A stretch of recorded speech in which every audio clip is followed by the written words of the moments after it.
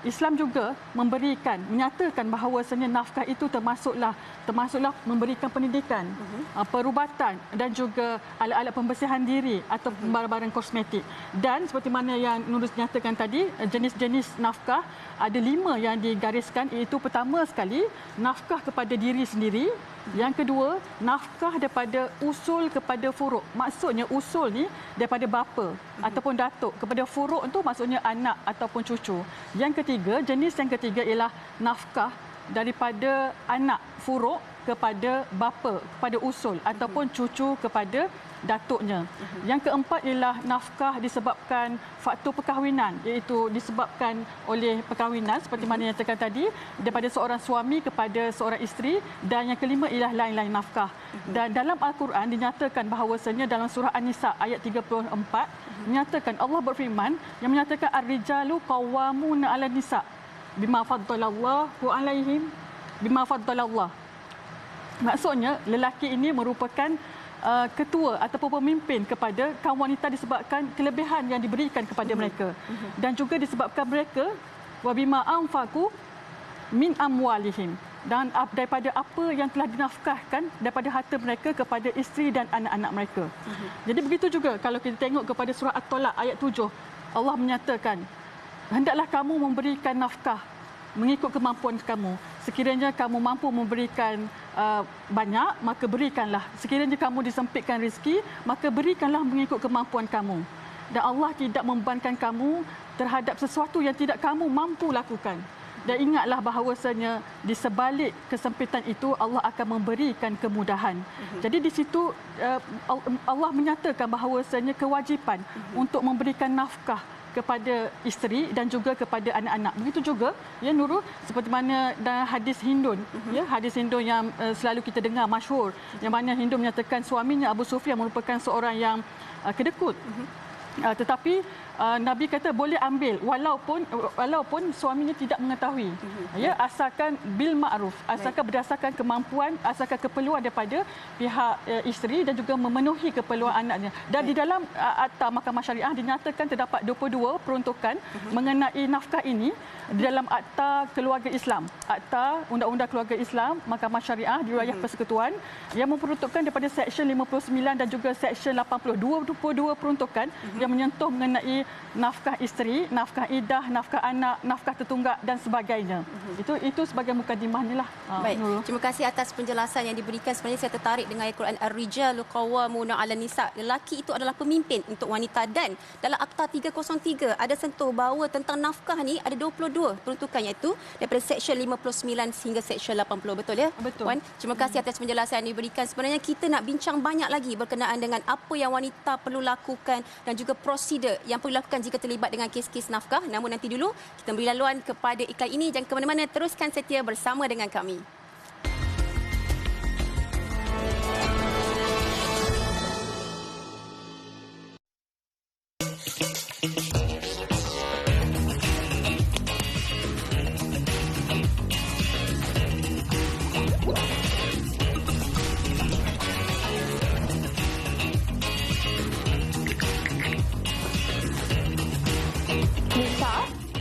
Kualiti, rasa hebat. Pernah tak kalian mendengar tentang penyesalan mereka yang sudah mati tetapi bersungguh-sungguh merayu untuk dihidupkan semula hanya untuk bersedekah?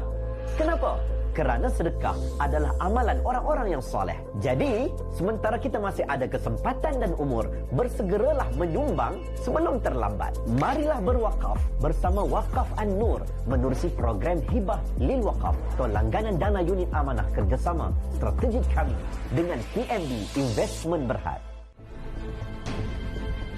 Ada orang dimimpi malamnya, besoknya terus ditulis di media sosial. Maka akan berlaku banyak penafsiran-penafsiran, terutamanya oleh orang-orang yang tidak mengetahui tentang tafsir mimpi, yang akhirnya menyebabkan tekanan dalam dirinya. Dan ada orang yang bermimpi dia berhadapan dengan kematian, lalu ditulis, dan demikian disebutkan bahawa kamu akan mati, kau mati, dan akhirnya menyebabkan dia sakit dan sungguh dia mati.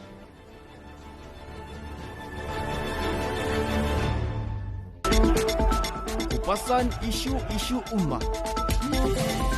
Deklarasi Garis Krisis. berbeza dimensi.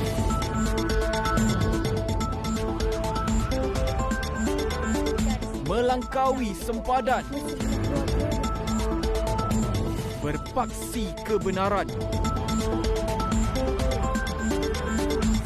Semuanya dipadatkan dalam Global Hijrah setiap Ahad secara langsung 8.45 malam.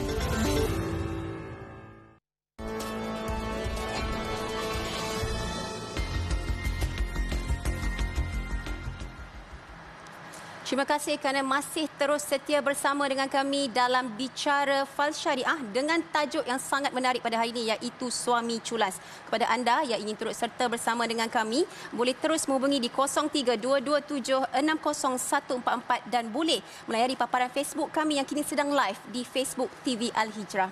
Baik Puan, sebenarnya kita nak tanya banyak lagi dan terutamanya kita nak tanya berkenaan dengan prosedur. Ramai isteri-isteri dan juga penonton di luar nak tanya berkenaan dengan prosedur. Namun nanti dulu sebab kita ada panggilan yang sedang menunggu di dalam talian. Assalamualaikum. Siapa di dalam talian? Waalaikumsalam Puan Nurul. Saya Toki Puan Nurul daripada Ceras. Ya, silakan Cik. Ada sedikit perkongsian yang ingin Cik kongsikan bersama dengan kami dalam tajuk Suami Culas ini? Okey, tajuk ni menarik. Itu yang saya tertarik nak tanya soalan. Okey, soalan saya Puan Nurul kepada Puan Rozaini. Ya, silakan. Okey, nafkah suami dia bayar tiap-tiap bulan. Tetapi sekarang ni bekas isteri pula tak bagi anak hak melawat dan bermalam walaupun dah ada court order. Itu macam mana nak kira pula Puan? Baik. Terima kasih Cik atas perkongsian dan juga pertanyaan diberikan. Baik, mungkin ada sedikit komen dan juga jawapan daripada pihak Puan berkenaan dengan soalan yang diajukan. Silakan. Terima kasih kepada Cik yang bertanya sebentar tadi. Soalannya tadi melibatkan nafkah yang mana suami dah patuhi setiap bulan tetapi beliau tidak dapat berjumpa dengan anak. Ini adalah antara isu-isu yang dibangkitkanlah oleh pihak-pihak yang datang ke mahkamah yang membuat aduan. Dan alhamdulillah saya ucapkan tahniah kepada Encik tadi yang telah menjalankan amanah dan tanggungjawabnya.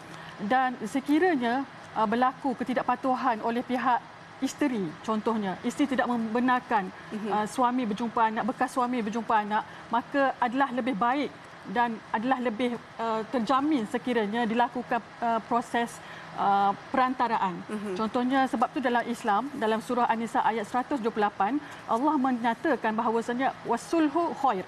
Maksudnya suluh, perdamaian itu adalah lebih baik. Maksudnya perlu ada dilantik perantara. Sama ada perantara tu daripada ahli keluarga sendiri ataupun mana-mana pihak yang dipersetujui bersama, yang dihormati. Kalau di Mahkamah Syariah sekarang ni kita ada bahagian sokongan keluarga yang akan saya sentuh sebentar lagi. Yang mana bahagian sokongan keluarga ni akan menjalankan proses runding cara dan sebagainya untuk membantu Encik seperti mana yang kes-kes yang dinyatakan tadi.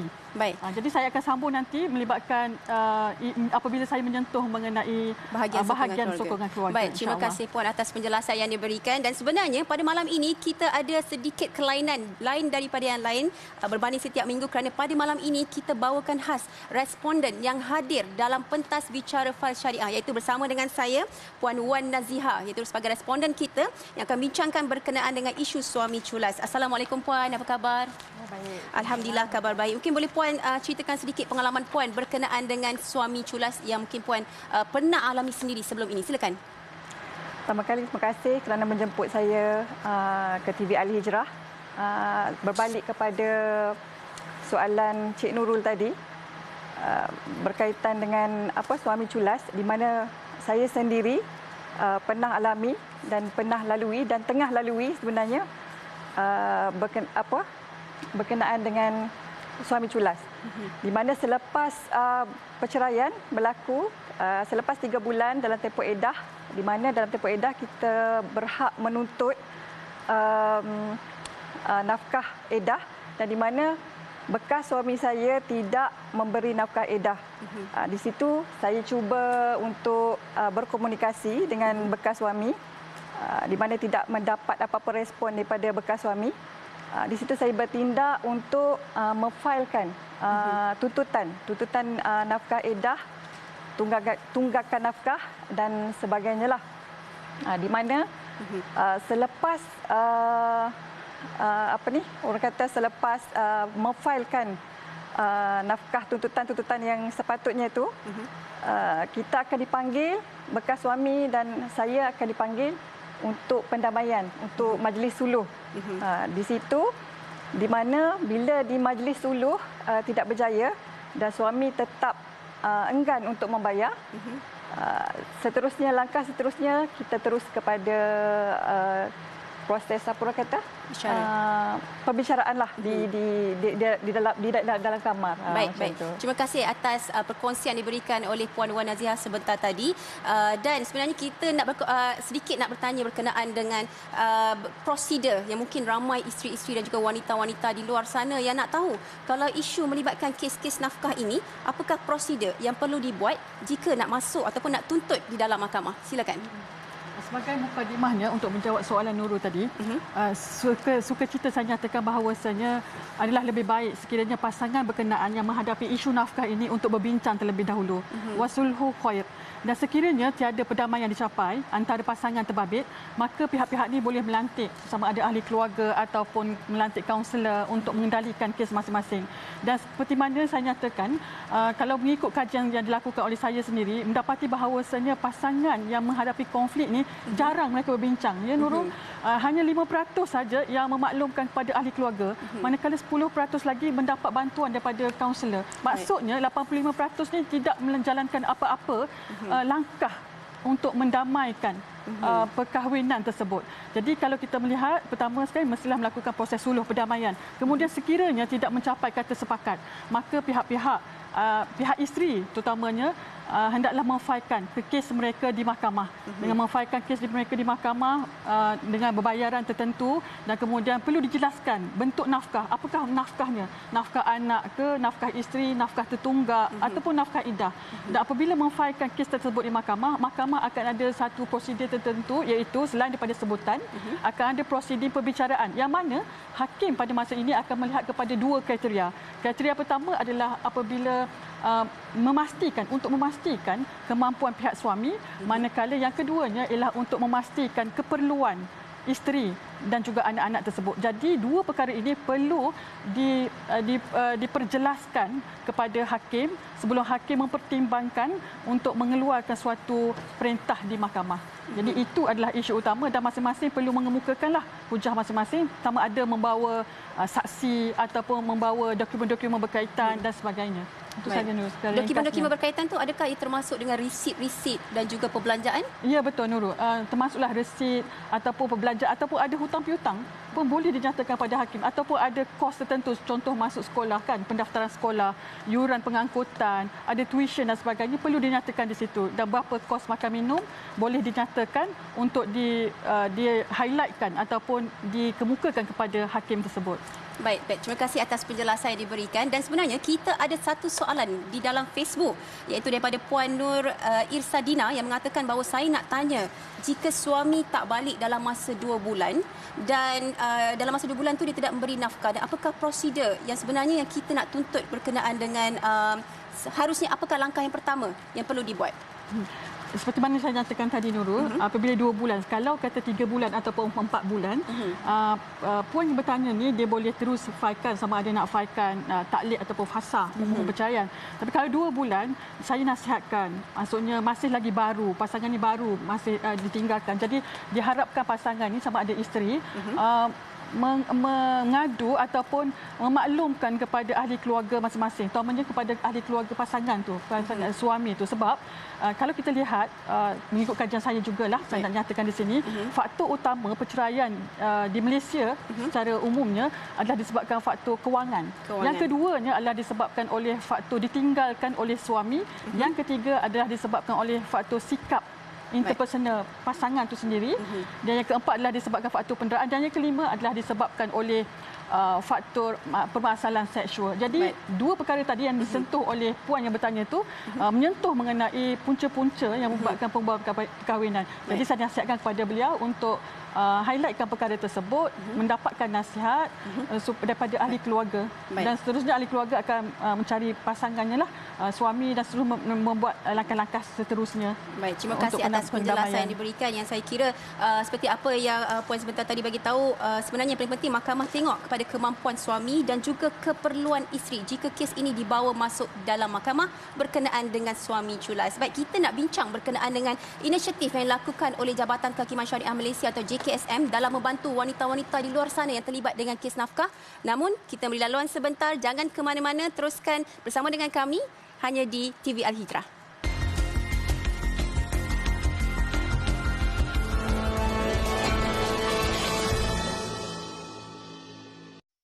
Sesungguhnya syaitan menghasut bahawa kita akan jatuh miskin sekiranya kita bersedekah.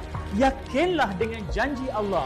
Ayo kita menyumbang kepada dana pembinaan Masjid Baitur Rahman Alam Sari. Insya-Allah Allah akan gandakan akaun bank dunia dan akaun bank akhirat kita. Sedap, sedap, sedap, sedap, sedap, sedap, sedap, sedap, sedap. Cookies Most Wanted. Sedap, sedap, sedap, sedap, sedap, sedap, sedap, sedap. Cookies Most Wanted. Harga yang berpatutan, hotel selesa, penerbangan yang selesa. Apa yang anda tunggu lagi? Terus hubungi Kembara Sufi untuk dapatkan pakej-pakej pelancongan ke destinasi pilihan anda. Kembara Sufi, peneraju pakej termurah.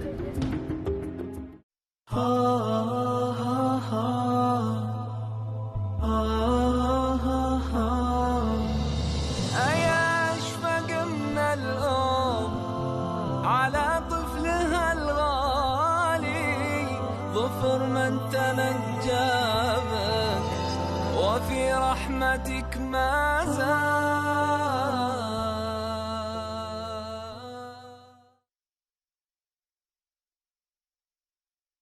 Nabi SAW pernah bersabda, ihsan itu adalah kamu beribadat kepada Allah Subhanahu Wa Taala seolah-olah kamu melihat Allah Subhanahu Wa Taala. Sekiranya kamu tidak melihat Allah, maka sesungguhnya Allah melihat kepada kamu. Adakah hadis ini memberi makna kita boleh membayangkan Allah Subhanahu Wa Taala berada di hadapan kita ketika kita sedang beribadat? Ketahuilah jawapannya dan kupasannya bersama dengan saya Ustaz Tariq Jafri bin Muhammad Akbar pada slot 40 Kalam Junjungan setiap hari Ahad 7.30 malam.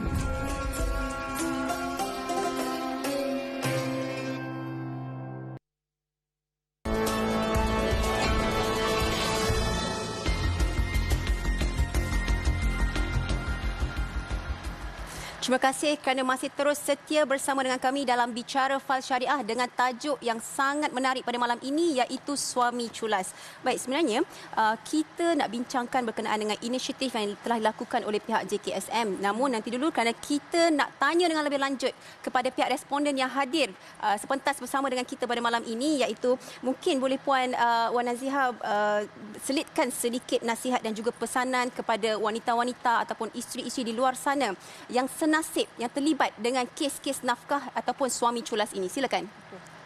Nasihat saya yang pertama, jangan takut. Jangan takut untuk memfailkan, menuntut nafkah yang kita perlukan. Maksudnya selepas bercerai, hak kita sebenarnya daripada sebelum bercerai sehingga selepas bercerai, hak kita menuntut nafkah itu adalah termaktub dalam Islam. Jadi kepada semua bekas-bekas isteri, perempuan-perempuan, wanita-wanita di luar sana, bangkitlah menuntut hak masing-masing dan mempertahankan maruah demi diri sendiri dan juga anak-anak. Itu sahaja. Baik, terima kasih kepada pihak Wan Nazihah yang mengatakan kepada wanita-wanita di luar sana, bangkitlah dan pertahankan hak wanita. Pada malam ini kita bawa sedikit isu berkenaan dengan wanita. Saya nampak semangat di sini. Baik, terima kasih Puan. Dan seterusnya kita sambung perbincangan kita pada malam ini. Mungkin pihak Puan boleh jelaskan kepada penonton-penonton di rumah yang ternanti-nantikan juga, adakah dan apakah sebenarnya inisiatif yang dilakukan oleh pihak Jabatan Kehakiman Syariah Malaysia atau JKSM dalam membantu wanita-wanita dan juga adakah bagi mereka ada sedikit penguatkuasaan dan juga dalam kes-kes perintah nafkah ini, apa yang JKSM telah lakukan? Silakan. Terima kasih Nurul terhadap soalan yang begitu bernas sekali. Terima kasih. Sebenarnya seperti mana yang saya nyatakan tadi, isu berkenaan nafkah ini melibatkan, pada asalnya melibatkan isu personal. Tetapi kemudian ia mencapah menjadi isu awam. Maksudnya daripada isu individu dan kemudian melibatkan isu publik. Dan antara inisiatif yang telah dilakukan oleh JKSM sendiri, daripada dulu lagi, JKSM telah menghantar pegawai-pegawai syariah. Kita mempunyai pegawai-pegawai syariah di Jabatan Bantuan Guaman untuk membantu wanita-wanita, sama ada wanita yang masih lagi dalam tempoh perkahwinan ataupun telah melalui fasa perceraian untuk membuat tuntutan di Mahkamah Syariah. Itu yang pertama. Yang keduanya, Jabatan Kehakiman Syariah Malaysia telah menubuhkan bahagian sokongan keluarga dengan matlamatnya ialah untuk menguatkuasakan perintah nafkah yang dikeluarkan oleh Mahkamah Syariah. Kata kuncinya ialah mesti ada perintah daripada Mahkamah Syariah, barulah BSK akan membantu puan-puan untuk mendapatkan hak nafkah di Mahkamah Syariah. Dan kemudian apabila menerima aduan daripada wanita-wanita, isteri-isteri ataupun ibu-ibu, bahagian sokongan keluarga akan mengadakan sesi runding cara dengan memanggil pihak suami hadir ke mahkamah dan mendengar kenapa alasan, apa sebab, kenapa tidak membayar nafkah dan sebagainya.